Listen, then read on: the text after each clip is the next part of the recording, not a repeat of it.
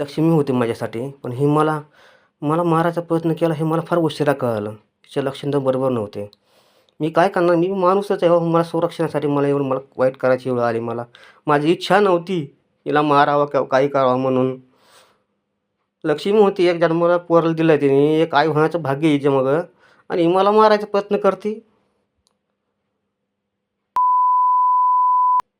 हिचे भाऊ, तो पांडुरंग आघाव, शेषराव सानप, माझा मेहुणा, हे पांडुरंग आघावने त्यांनी लई शाळा केलेली आहे. आमच्या गावामधलं बी एक घर आहे, त्याने बी मला मारायचा प्रयत्न केला. आहे ते विठ्ठल आगावाचं, ते बी काय कमी नसन. आणि मला त्याच्यामुळं माझ्या संरक्षणासाठी मला हिचं मारावं लागलं. मी त्या पोराचं भविष्य बघण्यासाठी केलं सगळं. मला नाईलाज होता. माझ्याजवळ कोणतं पर्याय ठेवा म्हणता याने मला याने मारून टाकायचा प्रयत्न केला होता. हिने माणसंसुद्धा पेरलेली आहे तिथं पुण्यामध्ये हिचे 100% पेरलेले आहेत. आहेत इथंच आहेत. पुढे जाणार माझ्या घरी पोहून नाही का आता बत्तीन गुतून. ते तर सांगते ना काय काय खरं आहे ते. इथंच आहेत. घरं माहिती कुठं कुठं जाते साफसफाई करायला, भांडे घासायला जात होती. ही नियोजन कसं करायचं, काय करायचं प्लॅनसाठी चालू होते वाटतं यांची, म्हणून ही कामाला जात होती. हो, हे लेकराचं काय गुन्हा आहे हो? हे एवढंसं वाचू अहो. आईने जन्म दिला तर तिला बी मारायचा विचार केला असं नाही. काय ना करू शकत, खानदानात पिटवून हेच करू केला असेल ना. पुन्हा मी बोलतोय बाळा, मग नागा असतो मला करावं लागलं. काय करू आता? नळं कोरडं पडलंय माझं नळं. मी शिवदास तुकाराम घेते, मला मारायचा प्रयत्न केला याने. नळं कोरडं पडलंय माझं स्वतःचं नळं कोरडं. मला मारायची इच्छा नव्हती याला, पण हिने जर असलं असतं तर त्याचा सुगावं लागलच ना, काहीतरी कळलंच ना, सत्य येईन ना समोर. पण मी वाईट हेतून कधीच केलं नाही, कधीच नाही केलं. माझा वाईट हेतू नव्हताच, मुळातच माझा वाईट नव्हता हेतू. मीला सांभाळलं असतं, मला कोणतं हाकून नसतं.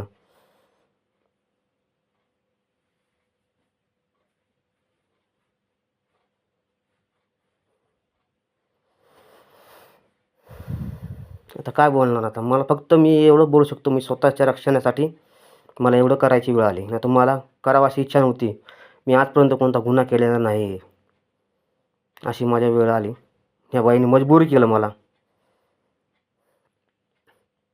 आहे ना सतीशराव खेडकर म्हणून नाव असेल त्याचं, माझा साडू. त्याच्यानंतर तो दुसरा कोण आहे, त्याचा बाप बी लय गुंड होता साला पहिला. त्यांनी बी माणसं मारून टाकलेले आहेत त्या तलावाच्या आतमध्ये पाठीमागं. हाय एक खेडकर, त्याचा बी बापाला मारलेलं आहे ह्यानेच. त्याचं नाव माहीत नाही मला. रणजित खेडकरचं वडिलाचं नाव. एकनाथवाडी गाव आहे यांचं, एकनाथवाडी गाव.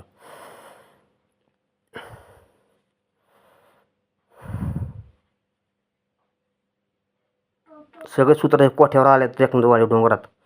ह्यांचे गुंड प्रवृत्तीचे लोक आहेत सगळे तिकडं, कुण्यांच्या नादी लागत नाही, अशी बेकार लोक इथे.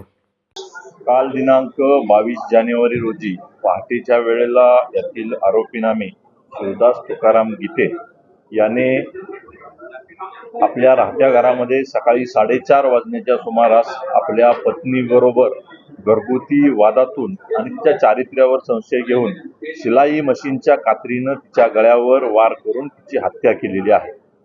हत्या केल्यानंतर सदरचा आरोपी आहे हा खराडी पोलीस स्टेशन येथे आलेला होता. त्याबाबत पोलिसांनी तात्काळ दखल घेऊन पोलीस स्टेशन चंदननगर या ठिकाणी अपराध क्रमांक 40/2025 भारतीय न्याय संहिता कलम 103(1) अन्वये गुन्हा दाखल केलेला आहे. आरोपीला अटक करण्यात आलेली आहे. आरोपीने गुन्हा केल्यानंतर एक व्हिडिओ ग्रुपवर टाकलेला होता.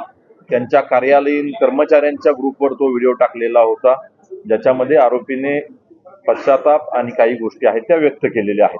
सदरचा मोबाईल आणि आवश्यक असणारे सर्व पुरावे पोलिसांनी प्राप्त केलेले असून गुन्ह्याचा पुढील तपास सहाय्यक पोलीस निरीक्षक राहुल कोळपे हे करीत आहेत.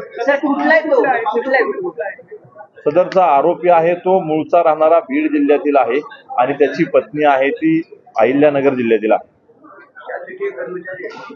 सदरचा कर्मचारी हा कोर्टामध्ये कॉन्ट्रॅक्च्युअल बेसवर स्टेनोग्राफर म्हणून काम करीत होता आणि तो परमनंट कर्मचारी नव्हता. तो व्हिडिओ आहे हा आमच्याकरता पुराव्याचा महत्वाचा भाग आहे, त्यामुळे त्यातून काही मजकूर आहे तो मी या ठिकाणी सांगणं योग्य नाही. सर, कधीपासून पुण्यात राहत होते? आधी काही वाद होता का त्यांचा? हा त्यांचा पती पत्नीमधील वाद आहे, परंतु याबाबत पोलीस स्टेशनला कोणत्याही प्रकारचा गुन्हा अथवा तक्रार प्राप्त नाही.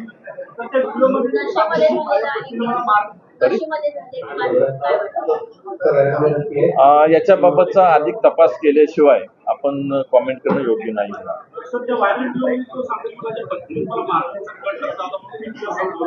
त्या सर्व बाबी ज्या काही असतील त्या पडताळून पाहिल्या जातील.